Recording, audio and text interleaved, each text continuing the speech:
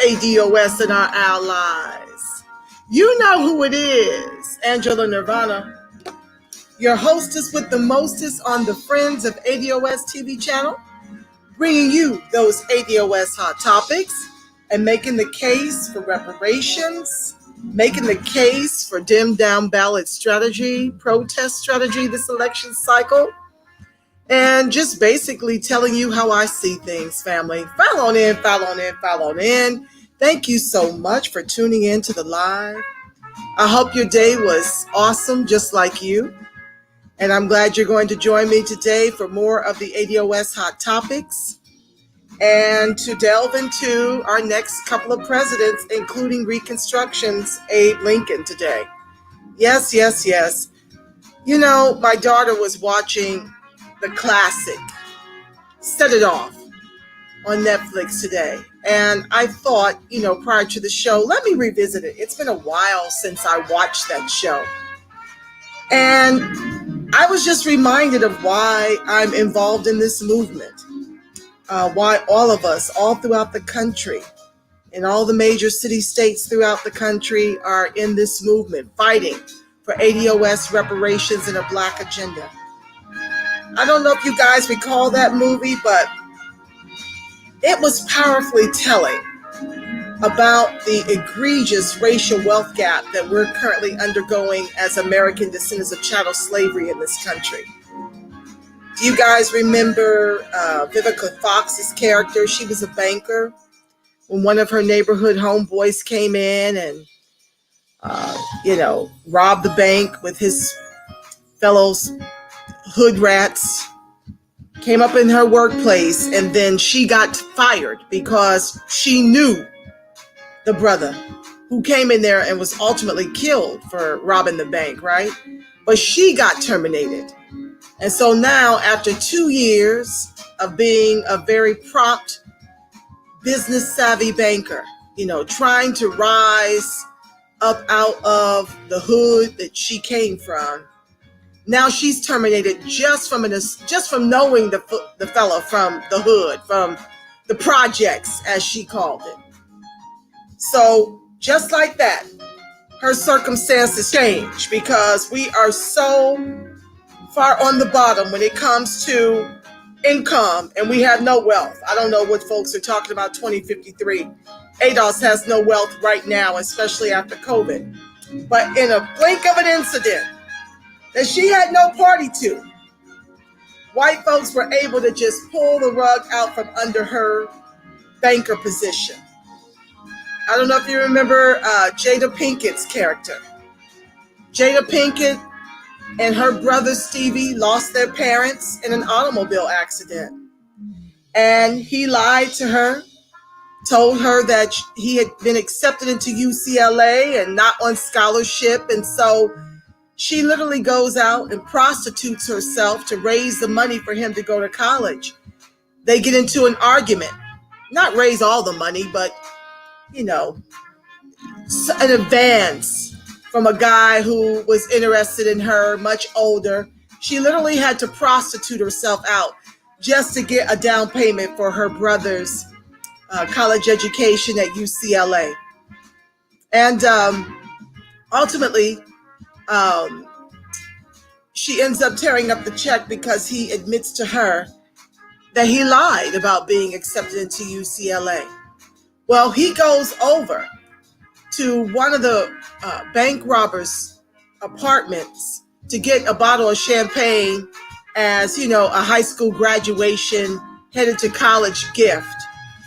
And this particular brother had been caught on tape with the initials AP for Acorn Projects in the back of his head. He had been caught on tape robbing that bank. And, Stevie thinks it's just a cool haircut.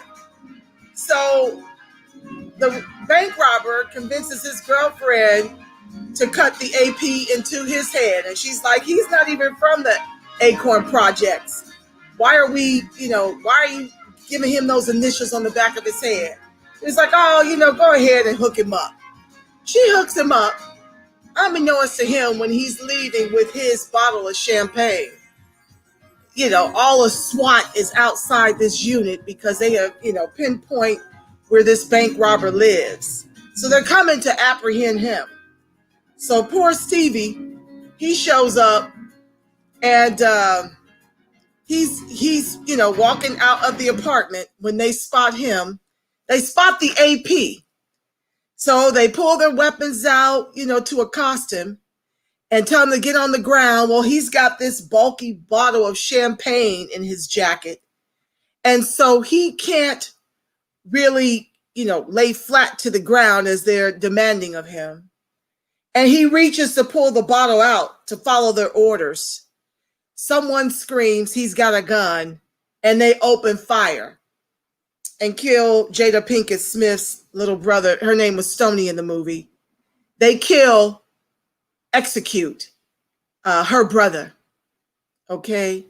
And then Kimberly Elise's character, I don't recall her name. I'm still in the middle of watching the film, but it was just very telling about ADOS life and what's happening to far too many of us, and how each and every one of us is one paycheck or one incident. What's up, Melanated Integrity? All right. Thank you so much for joining the live. Yes, indeed. I am absolutely one of the ADOS teachers and New Thought leaders. I appreciate that glowing compliment. I am amongst so much heavyweight in this movement, yourself included, Melanated Integrity. Thank you all for joining the live. But anywho, like I was saying about Stevie was assassinated outside of this hoodlum's home. And of course, it makes Stoney, his sister, what's up, Teresa Moses? Thank you so much for joining the live. It makes Jada Pinkett Smith's character named Stoney lose her entire mind because her brother has just been executed after they fought about him lying about being admitted into UCLA. I was on Kimberly Elise's character. I'm talking about Set It Off, guys, to set the stage for tonight's show. My 16-year-old revisited that classic, and I decided to watch it because it gives so many elements of how we're one paycheck away from being in a similar situation as Jada's character, Vivica's character, Queen Latifah's character, and Kimberly Elise's character. So Kimberly Elise, she's working for barely no money for a brother's janitorial service. He starts to tax her. Well, once he taxes her, instead of paying her under the table like she has asked so she can afford a sitter, she brings her son to an office work site. And within minutes, the son ingests some type of cleaning solution. They go to the hospital, rush the baby to the hospital. The doctor comes out, and thankfully the baby's going to be fine. But now social services has been called in because she had the baby at the workplace because she could not afford daycare. Okay? I mean, not daycare, night care. She couldn't afford a sitter because he taxed her instead of paying her under the table. That's how little she was making. All these girls living in the hood, trying to make it. No fault of their own. Institutional systemic racism is how they're there. Just like many of them today. Far too many. Let me remind you of the egregious racial wealth gap that 90% of ADOS, 90% of the blacks in this country, which is ADOS, share 700 billion. More than likely less than that now that COVID has hit and 40 million people have been laid off. I'm not sure what the percentage is of ADOS that's been laid off. But the bottom line is the wealth gap is egregious. White folks share 100 trillion household dollars. And the sad truth of the matter is that education doesn't close the egregious racial wealth gap. I share with you on prior shows that 44% of the nominal 6% of us that are left in LA because of job discrimination, it's rampant down here. Of that 6%, I'm not even sure how many are ADOS. I know that Africans and Caribbean immigrants are rolled up into that 6%. But anywho, U.S. blacks in L.A., 44% of us hold degrees, yet we're only 6% of the private sector. Okay? So Kimberly Elise brings her baby to the work site. He gets into some solution, and now social services is there to take her son from her. You know, her son as in her lifeline. Her son, which gives her a reason to keep going. And all I do is sit and imagine myself in these situations. I've been in some situations. And unlike them, thankfully, I had people in my family that could afford to give me a loan. They couldn't even afford to give it to me. You understand what I'm telling you? They couldn't afford to give me the money. I had to pay it back. But what about people like the women in the Set It Off film that don't have people in their family to help bail them out? And a lot of ADOS are in denial.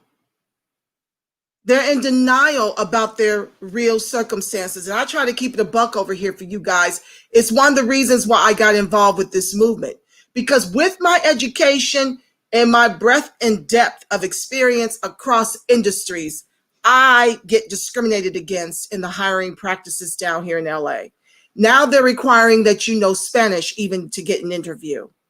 And when you show up and you don't have the complexion for the protection, you're not getting that job. They're going to hire someone white or Hispanic over you. And you're blessed if you can get employment where they're not seeking to replace you down here. And as goes California, the rest of the country is soon to follow, especially if these Democrats take office. They are making a pathway for these immigrants, 11 million more Hispanics to cross that border. And they're so stupid, and their thumb is off the pulse of what even Hispanics want in this country. The Hispanics know, as do all immigrants know, that they are being weaponized against ADOS to suppress us and to starve us out. That's how they're being leveraged. And so Hispanics know when you bring in more of the poor, it's going to oppress and suppress those of us that are over here trying to climb up over the backs of the descendants of enslaved Africans in this country. They don't want any more of them. They want to cut it off. And the Democrats are so stupid and so disconnected from what's happening on the ground. Their minds are blown that Trump is in a dead heat with them down in Florida. I did that show yesterday to talk about the color of wealth in Miami. And this is great for capitalism because capitalism wants to pay us third world wages. While watching Set It Off, I just had to chuckle to myself because back in the Gap, when I was working for General Motors, I was earning $20 an hour at 15. And you've got these idiots in the Democratic Party a bazillion years later, okay, talking about a $15 minimum wage, like they're doing something for the people, and literally having, debates about that. And what they're doing in lieu, when they pay you the $15 an hour, they're cutting your hours back. So you still can't get ahead. It's still going to require you to work several gig jobs just to feed your family. And if you're out here working 2 and 3 jobs, who's raising your children? Especially when you're in the hood and close to 1 million Black men throughout the country are imprisoned. Who's raising your kids when you're working so hard just to make the rent? And so back to Set It Off before I get into tonight's reading. My mama, a virgin, it's on to our problem. I don't know what that means, but welcome to the live. Mercedes Boy 1, minimum wage should be $33 per hour to match inflation from 70 to now. Amen. We have over-earned and elevated money class status I don't know what that means, melanated integrity. Unpack that. Yeah, the movie Set It Off. Thank you for typing that in the chat. Yeah, but this is I want you guys to revisit that movie to really understand why you're in this movement. It will help shed light on why you're slinging bricks where you are, why you're showing up to the Senate hearings to demand state-based reparations, to demand affirmative action, to demand the right to vote for ex-felons.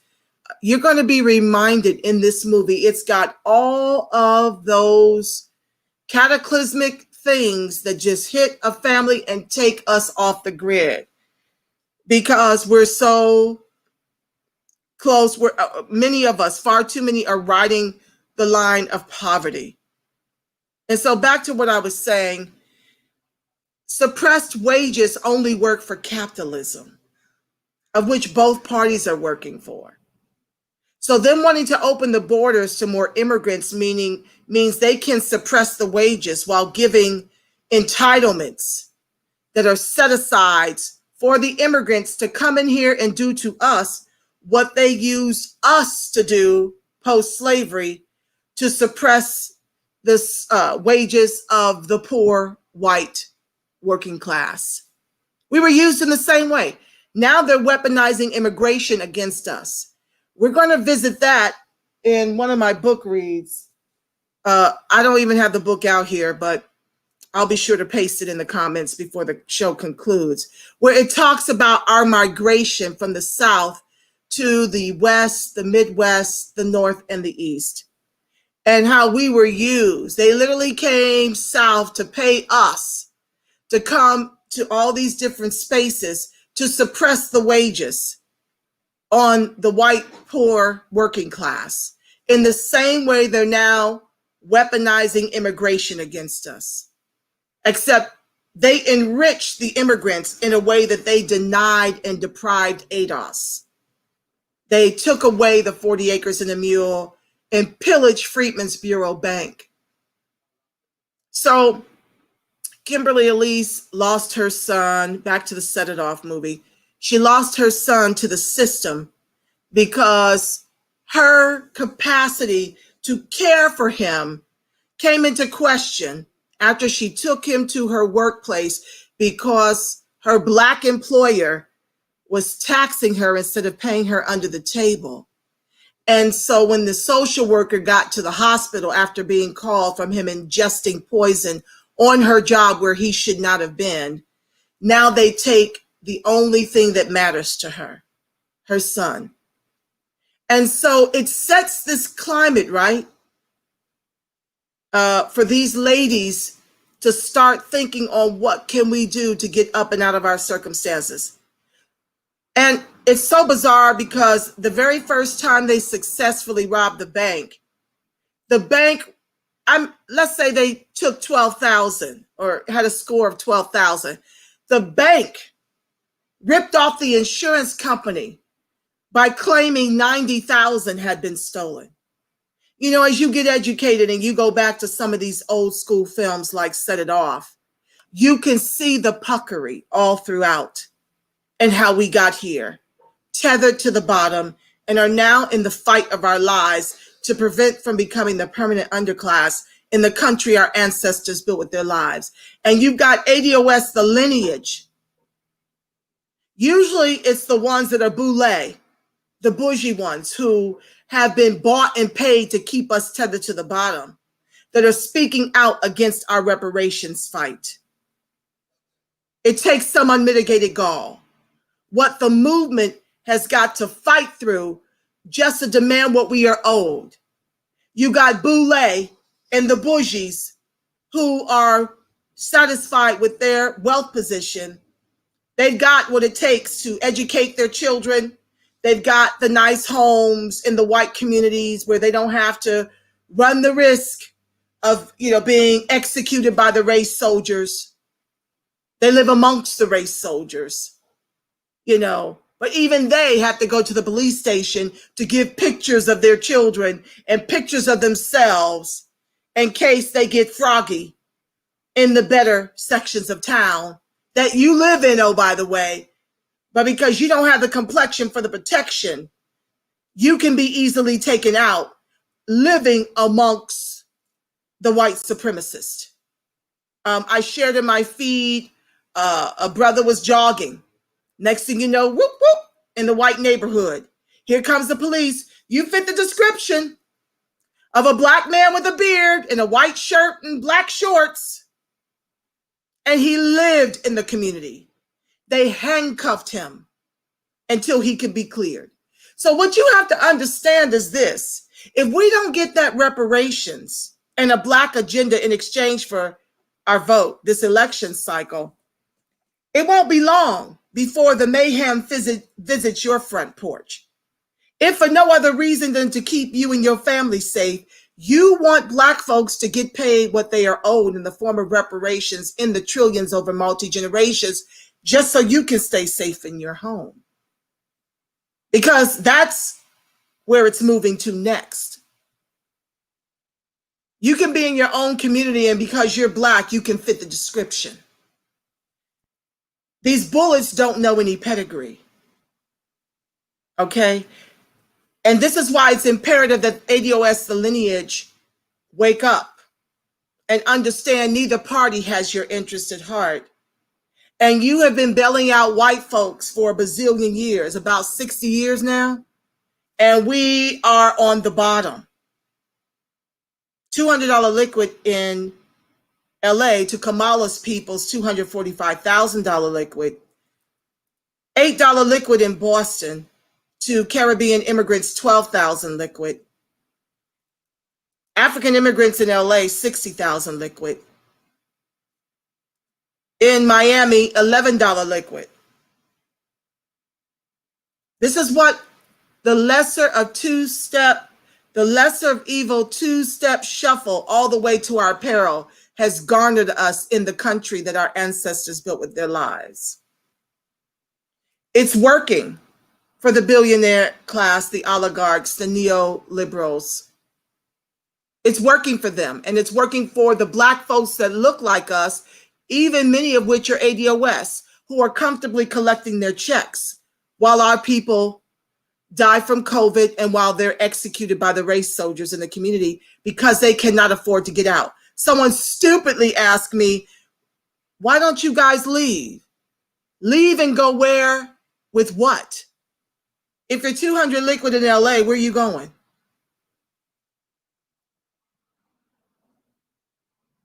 $8 liquid in Boston, where you going? $11 liquid in Miami, where you going? So if we don't start to weaponize the only commodity we have left, which is our black vote, it's going to be game over. You're going to be replaced by immigrants who may get suppressed wages, but they also get a bunch of entitlements that were meant to make you whole upon your emancipation.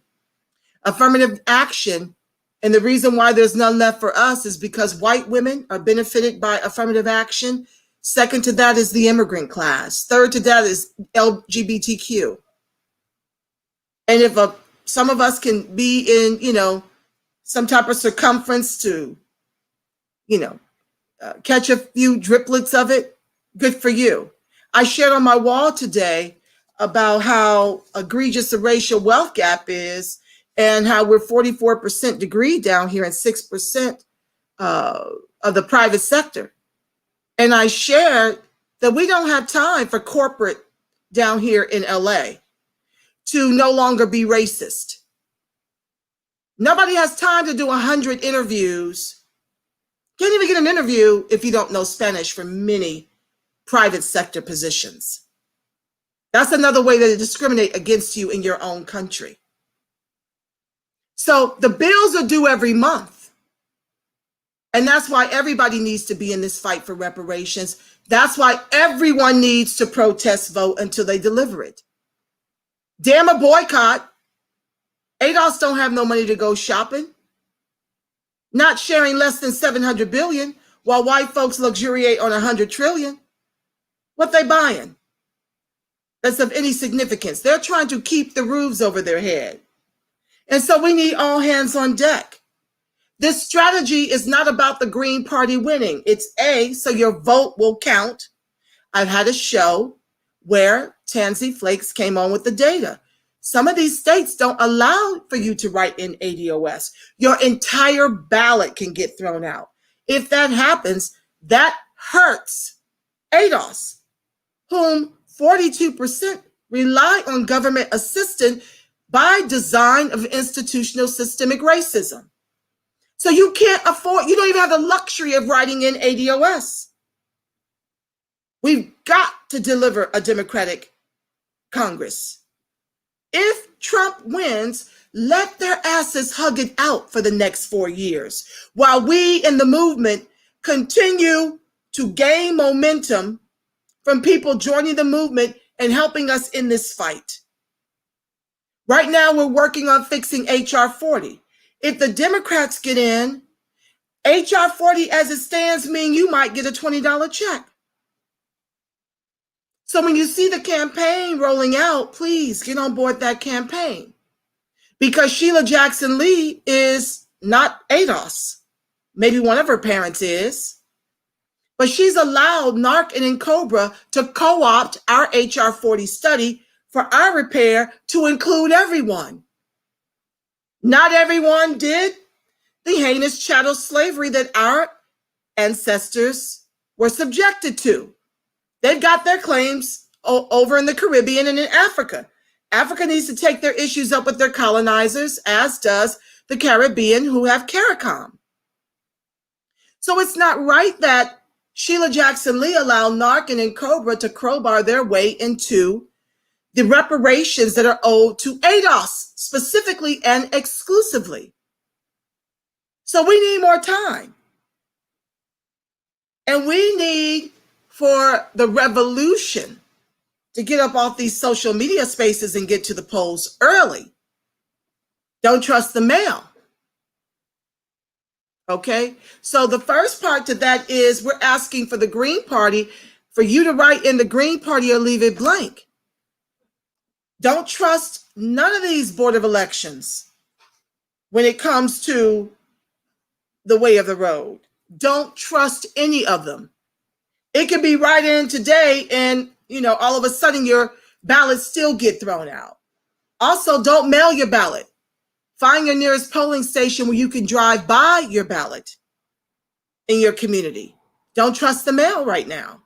We need every vote to count. We got to protect our people who rely on government assistance by no fault of their own.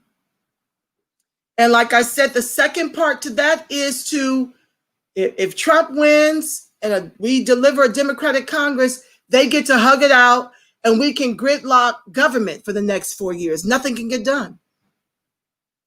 And that's the revolution that everybody needs to participate in. We are at DEFCON 4 and the stakes are extremely high.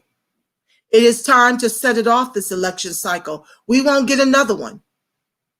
Hispanics are 56 million in this country to our 35 million. Another 11 million makes them 67 million as we continue to get executed and die from COVID. So with that said, family, that's Angela Nirvana. That's the portion of the show Angela Nirvana presents, the way I see it, in the ADOS Hot Topics. It's kind of compacted all into one thing. So I want to get into the read so I can get you out of here. I want to read your comments before I close out the show. So let me read about these next two presidents.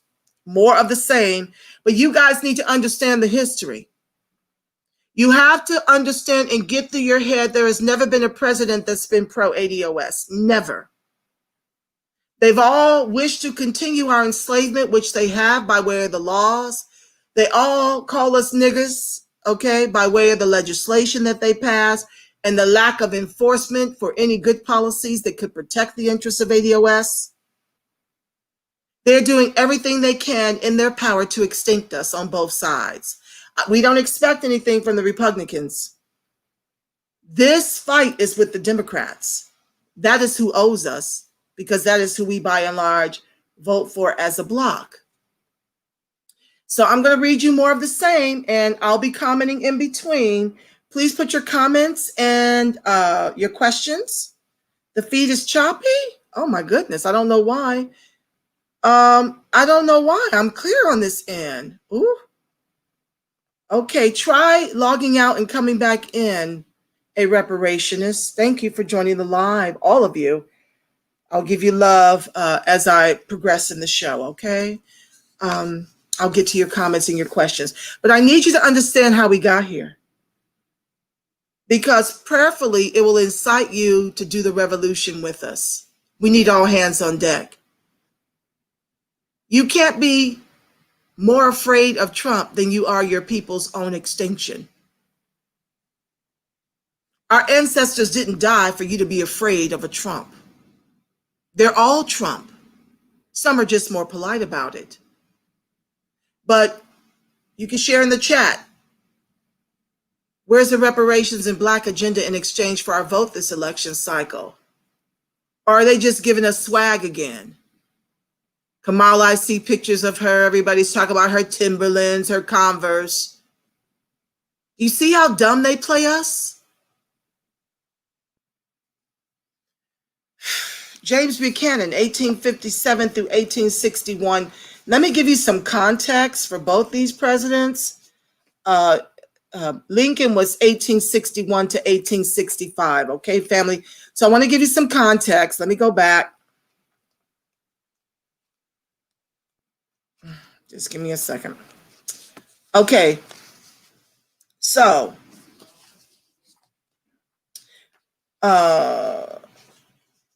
I'll get to the context for Abe Lincoln when I get to the Reconstruction portion. This is still pre-Civil War. Okay, so Buchanan was 1857 to 1861. So let's back up. At that time, the Dred Scott decision denies citizenship to all Black people. 1859, that was in 1857. 1859, John Brown's raid on Harper's Ferry, Virginia, sets the stage for the Civil War. 1860, Maine, New Hampshire, Vermont, Rhode Island, and Massachusetts allow free Black people to vote. 1860, again, there are about 4.4 million Black people in the U.S., and 448,000 are considered freemen. These are the ones that they wanted to disappear back to Africa or the Caribbean. They wanted them out so that they would not encourage the others to fight for their freedom.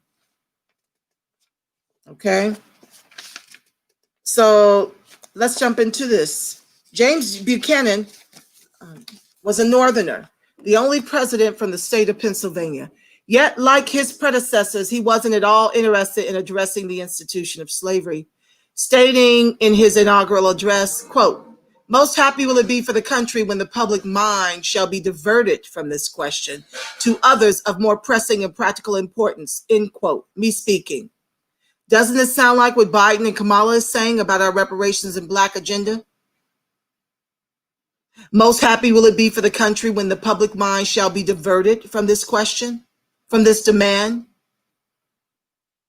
to others of more pressing and practical importance, like caping for the Republican vote and the immigrant vote, overdoing anything significant to close the egregious racial wealth gap by $100 trillion. Don't that sound like Biden and Kamala?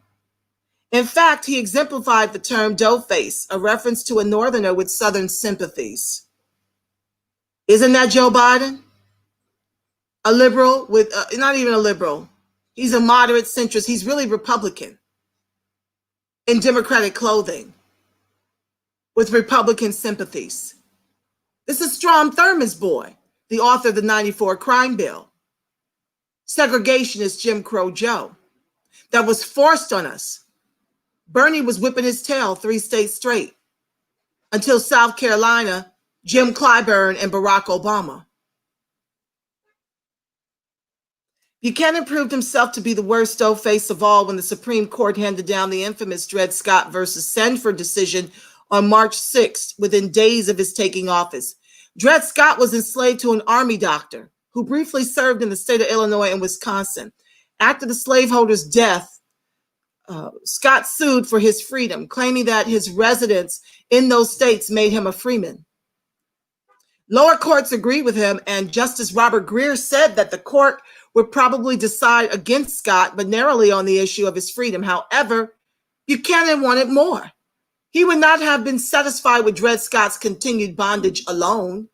He hoped that the opposition to slavery would disappear once and for all, and that white Northerners would no longer have any say in the question of slavery and its expansion. While he was still president-elect, Buchanan wrote to Justices John Catron and Robert Greer, telling the latter, quote, "The great object of my administration will be, if possible, to destroy the dangerous slavery agitation and thus to restore peace to our distracted country." Greer agreed with Buchanan and told him so in a letter. He stated that he, Justice James Wayne, and Chief Justice Roger Taney, quote, "fully appreciate and concur in your views as to the desirableness at this time of having an expression of the opinion of the court on this troublesome question. With the concurrence, I will give you in confidence the history of the case before us with the probable result," close quote. The court's decision stated that no Black person was a citizen, whether free or enslaved, and that none had any rights that a white person had to respect, including the right to bring suit in court. Buchanan had actively and unethically colluded with the federal judiciary in violation of the law. When the law became inconvenient, it was tossed aside. Buchanan got his wish in the Scott v. Sanford decision. Not only did the 7-2 result strip all Black Americans of their rights as citizens, but it also ruled that the Missouri Compromise of 1820 was unconstitutional because it gave the federal government jurisdiction over the question of slavery. The decision was not just the result of evil intent on the part of 7 of the 9 Supreme Court justices. It was an attempt to remove any legal process that could end slavery. In his attempt to kill the abolitionist movement, Buchanan only strengthened it and buoyed the endless greed of the slave owners. Buchanan won the battle in the Scott v. Sanford decision, but he emboldened the movement that would cost his pro-slavery brethren a war 8 years later. Let's move on to Reconstruction so we can get on to Abe. 1865, nearly 200,000 Black people served as United States colored troops, USCT, in the Civil War. Also, the 13th Amendment abolishes slavery but makes an exception for imprisonment. So they can re-enslave us, you see. Under Jim Crow, they re-enslaved us with contracts where they kept us mired in expenses so we would have to work until we dropped. And if you refused to work until you dropped, they put you in jail and leased you out as a convict to the same master you had refused to work for on the sharecropping plantations. Moving on. Let's get into Abe Lincoln. These chapters are short. Then I'll read through the comments and questions, and I'll pray us out. Thank you for watching. Thank you for tuning in. Abe Lincoln, 1861 to 1865. Abraham Lincoln was long credited with being the great emancipator. Isn't this Barack Obama's boy? And the anti-slavery president. He was, in fact, quite openly racist and often expressed the belief in keeping America a nation of, by, and for white people. Oh, the Blackboard, thank you. Oh, you're so welcome. I love y'all so much. I love y'all Black and strong. I hope you feel the love in my fight. You know, it's for y'all, y'all's kids, y'all's grandkids, great-grandkids, my daughter, all my family. This is ADOS. This is our justice claim. Don't you ever allow anyone to shame you for demanding what you are owed in the trillions over multi-generations. Sean Rochester, author of The Black Tax, The Cost of Being Black in America, ADOS, has come up with a calculation to the tune of $70 trillion. You're owed a debt, darlings. This is not a handout. It's not charity. So be proud. Your ancestors, God bless them. They set you up for a huge victory, and the ADOS movement is not letting up. We are prepared to burn it to the ground every election cycle until the Democrats give us what we're owed. So thank you for tuning in. What's up, Nicole? Thank you, my love, for joining the live. Okay, so let's get into this because I want to pray you out and read your comments and your questions. Okay. So he was, in fact, okay, let's back up. Abraham Lincoln was long credited with being the great emancipator and the anti-slavery president. He was, in fact, quite openly racist and often expressed a belief in keeping America a nation of, by, and for white people. On December 31st, 1862, he signed an agreement with one Bernard Koch to take 435 Black so-called contrabands to Île-à-Vacher, a satellite island off the coast of Haiti. The next day, Lincoln signed the Emancipation Proclamation, but the fact that he had also negotiated a colonization scheme, which he had likely intended to accompany and complement the proclamation, is largely unknown. Did y'all know that? As he was signing the Emancipation Proclamation, he was working to get you out of the country, to exile you over in Haiti.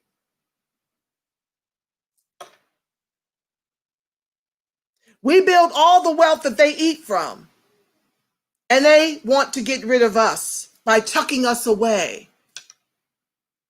Use up the shoes and now want to throw the shoes away. Sounds familiar, doesn't it? The more things change, the more they stay the same, family. Get this book, Prejudential.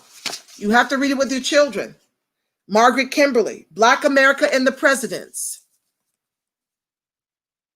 In the name of abolitionists, in the name of your emancipation, they came up with other ways to keep you a slave and to keep you tethered to the bottom. With a few of us unicorns. I happen to be one, barely. Okay? But I'm using my voice, as are many of the educated professionals within the ADOS movement, to help the 90% of us who can't speak up and out. They don't even have, the capacity to go online like this and do shows and pay for these subscriptions and things. So it's our fight, because none of us are free until all of us are free. Back to the text. Lincoln is quintessential. Lincoln is a quintessential American hero. Much of the mythology surrounding him is worse than sympathetic exaggeration. Can you imagine worse? Lincoln lore is mostly made up of complete lies. One of his most outspoken detractors was radical abolitionist Wendell Phillips. Lincoln's continued advocacy of colonization, the forced migration of Black people out of the country, inspired Phillips to call him a first-rate, second-rate man. And they got the nerve to let the country off to celebrate his birthday. Lincoln was a consummate politician.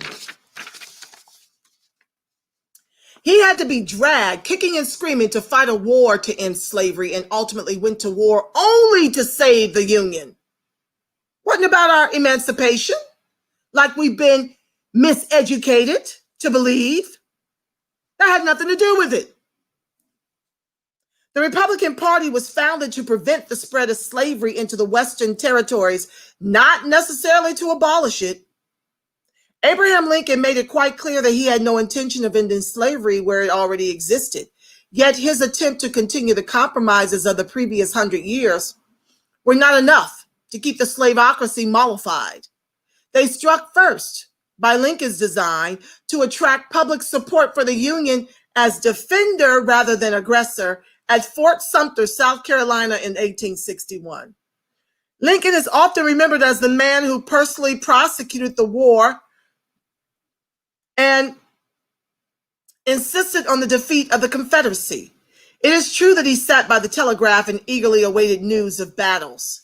He did fire underperforming generals and lament when they didn't pursue the Confederates, but he would have done none of those things if the Confederates hadn't rebuffed his efforts to compensate them in exchange for their freed slaves, or if he hadn't reneged on his promise not to tamper with the institution where it existed.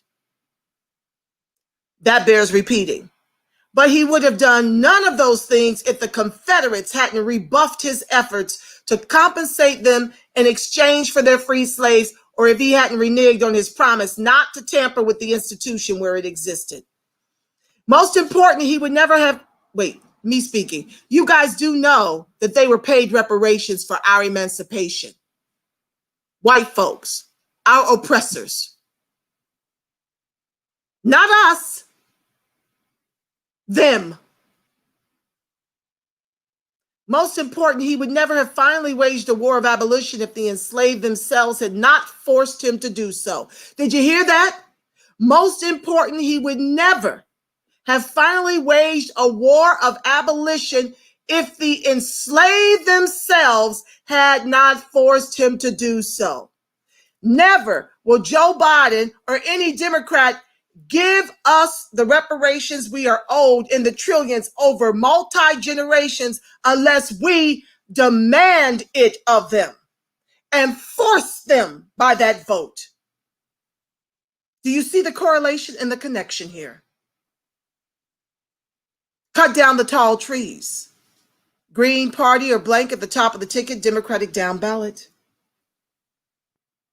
You can't be more afraid than our ancestors. They took the beatings, the rapes, the lynchings. They suffered it all. 50% of the Black men who were jailed because they refused to work the sharecropping farms that oppressed us all the way to our death, 50% of them died in prison. What are you prepared to do? You've got it good, as all you got to do is disrupt this election cycle and put the government on lockdown while we continue to work. You got it easy. Back to the text. On May 23rd, 1861, 3 enslaved men, Shepard Mallory, Frank Baker, and James Townsend. Let me take a sip of water. I keep tripping on my words. My apologies, family. On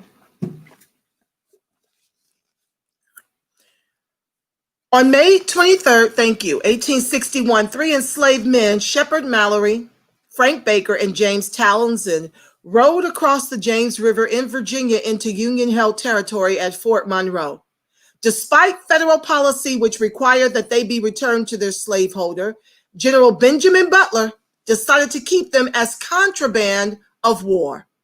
The Lincoln administration chose not to punish Butler, and in the ensuing weeks, more runaways turned up at Fort Monroe. Within 1 month, 500 men, women, and children had taken refuge there. Our people were strong and persistent. Are you going to disappoint them by being a weak link? By being afraid to disrupt this election cycle? By being more afraid of Trump than you are your people's extinction?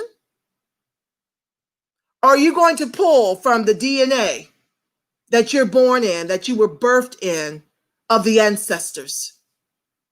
500 sought refuge and forced our emancipation.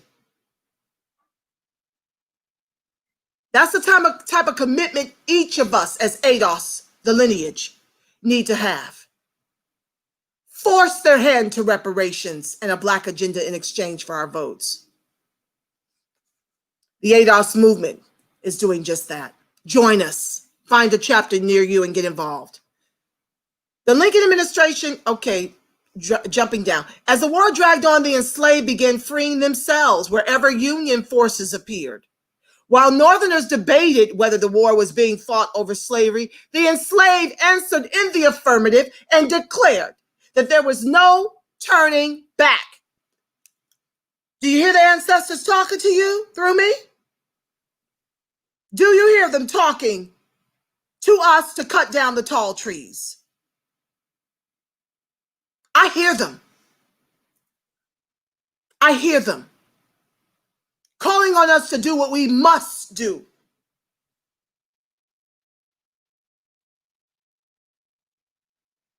There can be no more waffling about whether the Union should maintain slavery. There can be no more waffling about whether or not this government should pay us reparations in the trillions over multi-generations. Get your life, ADOS, the lineage, and stop being afraid to demand what we are due for our children and grandchildren and great-grandchildren to survive this peace. It's time for the boomers and the Gen Xers that have their creature comforts to be uncomfortable and burn it to the ground. No time for waffling, the ancestors are saying.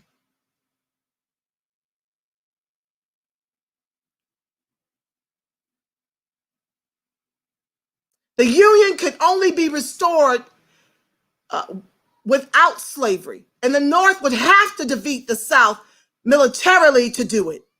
Phillips made clear that if it could be said that Lincoln had grown, it was because we watered him. He was watered by Confederate intransigence and the determination of the enslaved to become free. Lincoln, we forced our freedom. We forced it. While these white devils teach you in the history that this was something Abe Lincoln granted to us. ADOS.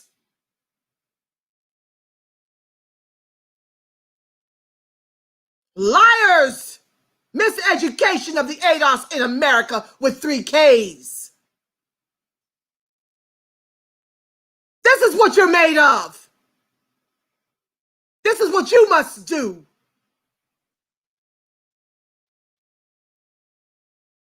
Lincoln is remembered as a martyr in large part because he was assassinated immediately after the war ended. It is easy to see him as heroic precisely because of how he was killed. In support of the fugitive slave law, Lincoln stated, quote, "We are under a legal obligation to catch and return the runaway slaves. I confess I hate to see them hunted down and carried back to their stripes and unrequited toil. But I bite my lips and keep quiet," close quote. Ain't that about a bee? You use us for the war and then want to send us back to our oppressors under the Fugitive Slave Act. Lincoln told Phillips again responded, calling Lincoln the, quote, "slave hound of Illinois," close quote. Lincoln told Black people to their faces that they should leave the country and blame them and their presence for the Civil War. Lincoln never gave up his dream of colonization, a dream of fulfilling the settler colonial project and making America a nation for Anglo-Saxons. He established an office to promote colonization within the Interior Department and hired the Reverend James Mitchell to develop a colonization plan, naming him the U.S. Commissioner of Negro Colonization. One colony nearly came to fruition in the Chiquiri region of Panama until Central American governments protested.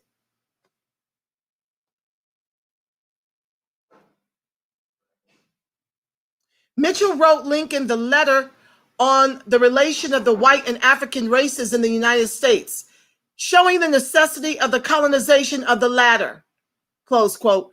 Mitchell didn't mince words, encouraging the president on the first of 28 pages to, quote, "produce the separation of those races, the removal of the colored race to a proper locality and establishment in independence there. Get rid of us, use us up, and then find another way to enslave us through sharecropping contracts to make us work until our demise, putting us in so much debt we can never work the debt off." On August 14, 1862, Lincoln met with a group of 5 black pastors selected by Mitchell and told them that he wanted them and their people out of the country. Quote, "But for your race among us, there could not be war. Although many men engaged on either side do not care for you one way or the other. Nevertheless, I repeat, without the institution of slavery and the colored race as a basis, the war could not have an existence. This determination to carry," close quote, "this determination to carry out a plan of ethnic cleansing had very dangerous repercussions for black people who lived a precarious existence, whether or not they were enslaved or free. At the time of Lincoln's meeting with the intelligent colored men, a wave of violence was falling upon black communities around the country. Is that not true? Hasn't that been going on? Let's not pretend like this is just happening under Trump's administration. Let's not pretend that Trump is the first racist to take office, Biden. They're all racist. I shared in my feed the women in the 50s asking the police to stop killing us. We're at George Floyd, 8 minutes, 46 seconds to the neck, etc., and so on and so forth. It's time to grow a backbone and cut down the tall trees with your vote. It's time for the revolution. It is being social mediaized. It is time to socialize our suffering.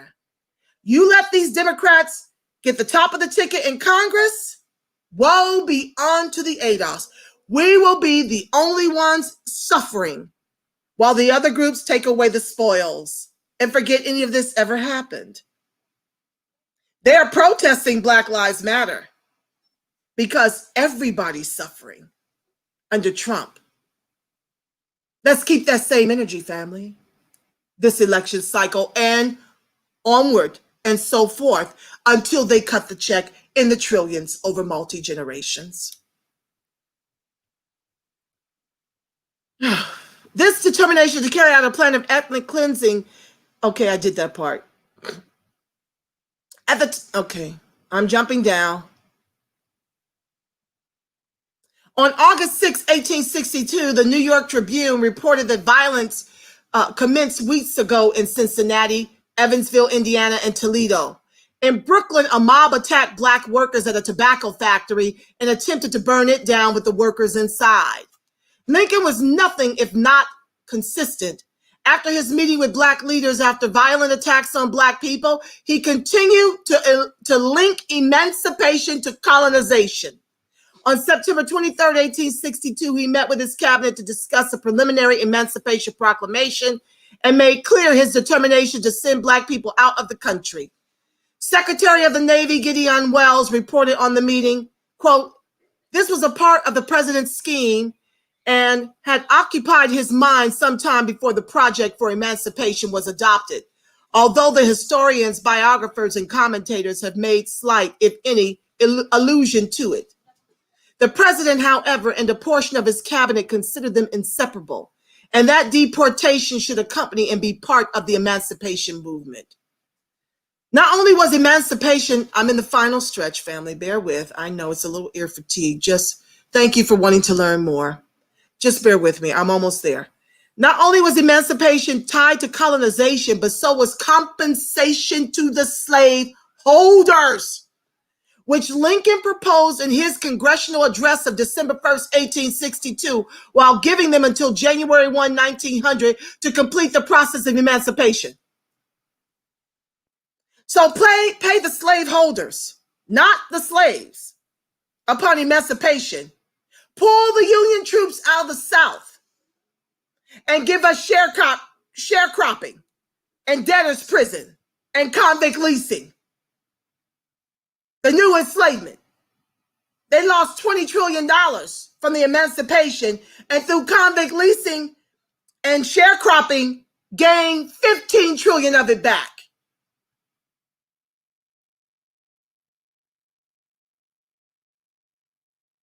So dedicated are historians to whitewashing history that they lie about evidence that is quite easy to find. Benjamin Butler's account of being asked to develop yet another colonization plan just days before Lincoln's assassination is continually called into question. after questioning whether Lincoln was the, quote, great emancipator, end quote, is rebuffed. He may have said in his second inaugural address in March 1865, quote, if God wills that the Civil War continue until all the wealth piled on the bondsman's 250 years of unrequited toil shall be sunk, and until every drop of blood drawn with the lash shall be paid by another drawn with the sword, close quote. But it was the insistence of the slaves and former slaves themselves, of radical abolitionists and of intransigent Confederates that forced him to utter such words shortly before he died. It is imperative that we debunk the myth that Lincoln acted initially out of a motivation to help Black people. Spreading and continuing these falsehoods makes the study of history a sham and keeps Americans uninformed about their past and present.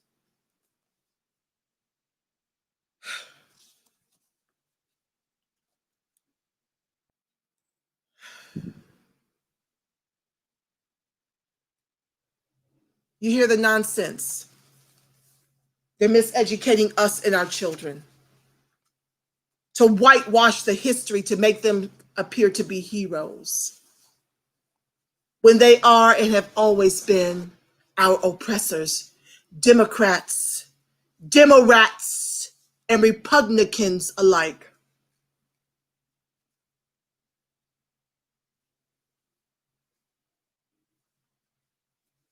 Your people insisted on our freedom. Our people freed us. Go run tell that.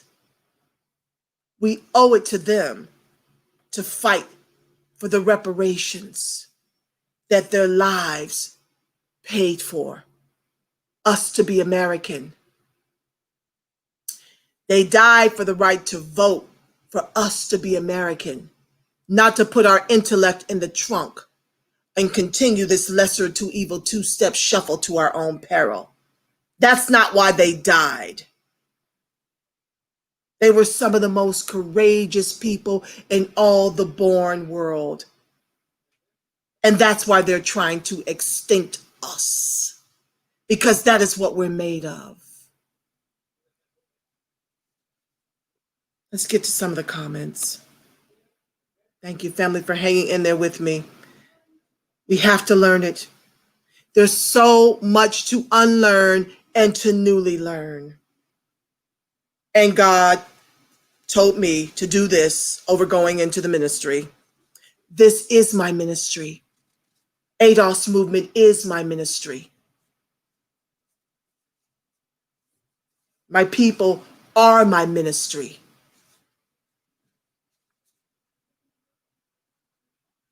Grew up with a Black Panther forefather. My people are my ministry. I welcome all of you to the live. I'm just jumping down to see if there's anything that I want to highlight. Oh, a Melanated Integrity says, set it off as a very true depiction of us with a classic soundtrack as well. You got that right. That soundtrack is fire. Denial. Yeah. A lot of ADOS in denial because they put these celebrities. Shout out to Chris Rock, who has been giving them that work. Democrats and Republicans alike, look up his most recent articles. He is far better than some of these other celebrities who are just talking out the side of their neck without any education, trying to stay relevant, trying to keep their coin while talking about how ADOS don't really need one, and caping all the while for Jim Crow segregationist Joe and Cali's top cop, Skamala the Chameleon. So shout out to Chris Rock for keeping it a buck. I see you, Brooklyn. Minimum wage should be $33 an hour to match inflation from 1970 to now. Yeah. And they're acting as if $15 an hour is going to help anyone in this country. I don't know where you could live that $15 an hour can stretch. They've gentrified everything. And so everything, the cost of living goes up with white folks' salary. If they're sharing 100 trillion household dollars to your less than 700 billion since COVID, where you gonna make $15 an hour a job work?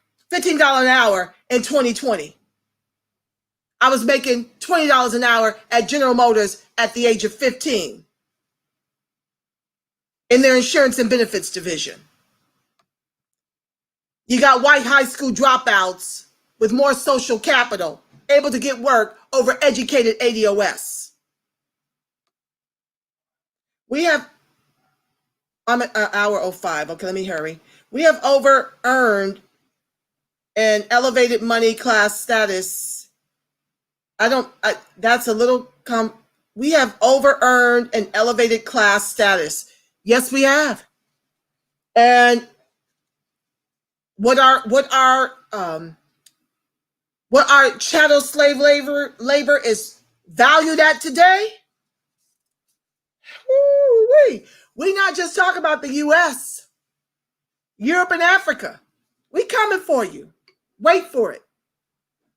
Spain. I just recently learned y'all enslaved us here as early as the 600s. We coming for you. Reparations are essential. How else do you close a $100 trillion racial wealth gap? Melanated integrity, you're right. Teresa Moses, and our tax dollars take care of them. Absolutely correct. The immigrants, we are their reparations. As they continue to gain a pathway to citizenship before this country makes us American. Been here since 600, I recently learned. Mercedes Boy One corporate's been a sham. Government, that last safe ADOS stronghold for employment. It's not even that for us anymore, Mercedes Boy One. No. Public sector down here, immigrants run it. I'll bring up those numbers tomorrow. I think my next show is Sunday night. I'll bring you those numbers. We're not winning in the private sector. We're doing better. I mean, in the public sector, we're doing better than the private. But comparatively, we're finished in the private sector too. The public sector too. Gerrymandering is locking Democratic seats out. Slay the Dragon on Hulu. Okay, well, we got to pray. Hold a seance. I don't know, but we got to deliver a Democratic Congress. There's no other way. We got to help our people. So we need every ADOS at the polls in Obama-style numbers. Vote Green Party, top of the ticket, or leave it blank so your vote doesn't get thrown out. I am sweating. So your vote doesn't get thrown out, family. If you write an ADOS, you run that risk. And so I know you want to be fancy and do that, but you're not serving the 42% of ADOS who rely on government assistance by design of institutional systemic racism if you run the risk of your vote being thrown out. We need all the votes to count. Spread the word. The Blackboard. Thanks, Angela. Thank you so much, my love. Hey, Angela, keep speaking truth, enjoying the education. Thank you, my love. Oh, take your time. I just love y'all so much. Universal Mike Michelson, thank you. That's smoke. The Blackboard says, Joe Biden will not be president. We must work with Trump, who is the next and last president of the U.S. I appreciate Yvette, but we should work with whomever is in charge, like all the other groups. I have to concur. Wait for it, Blackboard. I can't say much.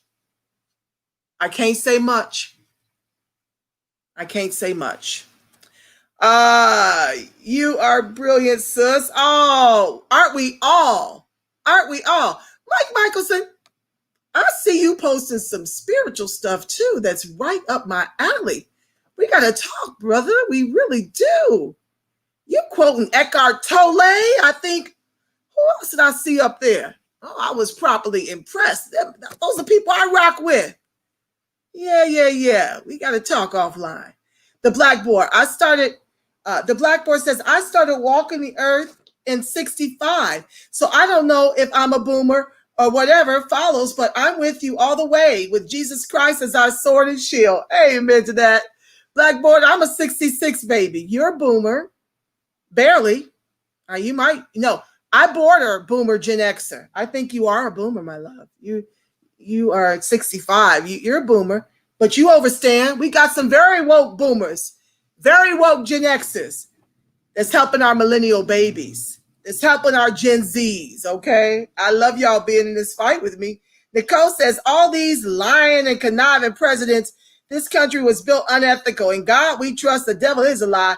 Reparations now. We running out of time. The fight is now. Yes, sis. Blackboard, bring it. Love knowledge, especially about us. Amen. And I love imparting it to us. Woo. It just thrills me to use my voice in this way. I'm just so grateful that God chose me. I resisted it for a long time, though. Ooh, child. I just thought, oh, let me just be a credit to the race. I won't have to do this fight. Because you know, family, the movement takes catnaps, right? I am on call after call after call after call. Okay, y'all just get this little snippet, but the movement is busy all over the country, fixing on HR 40, getting this protest vote out here. It's a lot going on behind the scenes that you guys know not of. But getting this fight so you can help us. We need y'all to make dials and the whole like universal mic, the love, the fire. Yes, fam. Mark, thank you for joining the live, Mark Cummings. Sister, your passion speaks volumes. Are you originally from Detroit? I'm a Dayton, Ohio girl. Brother, I'm sorry, forgive me. I'm a Dayton, Ohio girl, my brother. Midwest, baby. I am the daughter of an original Ohio player. Okay? Yes, I am. He didn't raise me. I give all the credit to my stepdaddy. He went off to do his thing as percussionist for the group. And I'm very grateful to have been able to see him in concert after concert, you know, after I learned who he was, not into my 20s. You know, that's a whole nother Oprah. You know, my brother was playing for Zapp featuring Roger Troutman and made a best friend, who knew, in the sound studio. I think it was Roger Troutman's Computer Love album. And my father and he met and became best friends. Unbeknownst to him, that was me and his twin sister and his biological father. Oh, Lord. Ooh, child, y'all know we can keep some secrets, can't we? But I'm so grateful to have gotten to know him because I, too, am an artist, as is my brother, a gifted musician, as is my sister, a gifted fashion designer. And so to see him in action, you know, he's sickly now. He doesn't tour with them anymore. But to see him in action, I understood my love of music. I understood my love of the theater. I understood my brother's natural inherent gifts as a musician. My brother's got a couple of albums out. As a matter of fact, that's his music that you're hearing at the top of the show. Look him up on CD Baby at Robert Sanae. He is cold to the bone, Sanae, cold to the bone. He allowed me to use that soundtrack as my theme music for my Friends of ADOS TV show. Shout out to my brother. I love you so much, and I thank you so much for this incredible music you put out. You're just a musical genius. You know how I feel about you. Dayton, Ohio, that's why you're so pretty. Oh, someone the water out there. Oh, bless you. Thank you, Blackboard. Oh, you know what? Something about them Ohio women. I think Halle Berry's from Ohio. Back in my earlier, younger wonder years, they used to call me Jane Kennedy. What a compliment. Was she not gorgeous? Okay. And then, of course, I used to get Janet Jackson, you know, when I had her abs and my big old afro puff on the top looking like Penny. Thank you. Yeah, Ohio has got some amazing, beautiful women inside and out. You know, we don't just focus on the exterior. My mama taught me, honey, looks fade. You want somebody that can be by your side, that appreciates your beauty from within you. That's what you focus on. Get out the mirror, okay? So I appreciate every compliment, and I'm humbled by it. Thank you so much. Okay, Taj Marie, Pennsylvania just threw the Green Party off the ballot, so there will be no choice but to vote down ballot. Oh, no, we're voting down ballot. Let me be clear. Democratic down ballot is a must. If the Green Party is not in your city, in your state, then leave it blank. or at least know your Board of Election laws. No, no, no. Democratic down ballot is a must. We're not divorcing from that at all. We must deliver a Democratic Congress for the 42% of ADOS who rely on government assistance by the design of institutional systemic racism, okay? So please, please, please, please, this is not in lieu of Yvette and Tone's strategy. I'm just trying to give you guys some insight that there are never states where you can never write in or they throw the whole thing out. Know what that is for your state. I'm advising to stay away from ADOS write-in. We can't take any chances. The stakes are extremely high. Either write in if you have Green Party available to you, Hallie Hawkins for president and Angela Walker for VP. She is an ADOS, okay? Truck driver, single mom. And she is in touch with the movement and wants our assistance to get them to at least 5% so they can be on every ballot the next election cycle. Oh, yeah. So they're running reparations on their platform at gp.org. We are really hopeful to become a force to be reckoned with because from what I understand, and Cobra or NARC, one of those two, has put it on lock, and it's on the ADOS movement to seize it back as a potential third party, a prospective third party for the ADOS movement. Okay, we have to vet them. That's down the road. Right now, this is a protest vote that we're calling for, and the way we protect the vote is to write in Green Party candidates or anyone other than Biden and Kamala, anyone other than them, but they have to be on the ballot, okay? And I'm asking for Green Party at the top of the ticket or blank. If you write an ADOS, you run the risk of your ballot being thrown out, even if you're in a write-in state. They're up to so many games to deny us the right to vote. We don't want to be the suppressors of our own vote. Keep that in mind, family. Okay. Okay. Mark, my girl Onita Jackson is from Dayton. I'm going to send you a signed copy of her book, Happy-Headed Negro Syndrome. Inbox me an address. I sure will. Thank you so much for that. I love the beginning music. Oh, that's my brother, darling. He is fire. Look him up, Robert Sidney. Okay, I meant something. Okay, baby, I feel you. I hope I read it right. Nicole, all my immediate family migrated from Tennessee to Dayton. Girl, we probably family, Nicole. My people migrated from Tennessee and Kentucky. Who you, girl? You better inbox me. You might be my cousin. All my immediate family migrated from Tennessee to Dayton. I'm in Dayton every year. Dean Cartwright family reunion. Girl, I am Brame, B-R-A-M-E, Tyler. Child, inbox me. We might be kin. And Jerio Cameron, thank you so much for joining the live. Watching from Jacksonville, Arkansas, sending you love, Queen. Oh, I love you, Black and Strong. Nicole, and at the Macy's Music Festival. Yes. Yes. Oh my God. Okay, we might be family, my love. We really might be. Okay, family, that's my time. I'm at an hour 19. Y'all know I was born to talk. I can't thank y'all enough for rolling with this, sister. I want you guys to help make this go viral. I really do. We need all hands on deck. This is the part where everybody gets to be in the movement, okay? Thank you for your love, your kindness, your patience. You know, prior to finding my tribe, I felt like a voice in the wind. You guys are the wind beneath my wings. You keep me reading, you keep me studying, you keep me researching, you keep me on my toes. And I thank you for being my inspiration and why I fight. I don't have enough gratitude. I don't have enough words to express my gratitude for each of you and the way you love me and the way you support me through the things I post and through my shows. I can't thank you enough. It means the world to me. And with that said, family, I'm going to pray us out, put that covering over us so I can get you out of here. It's gone over more than I had intended. If you don't want a covering and you don't believe in prayer, that's fine. I love you black and strong even still, because I know who you are. You are the face of God. You are the voice of God. You are the body temple of the spirit of the living God. So you can choose to go, but I know who you are. So I'm good.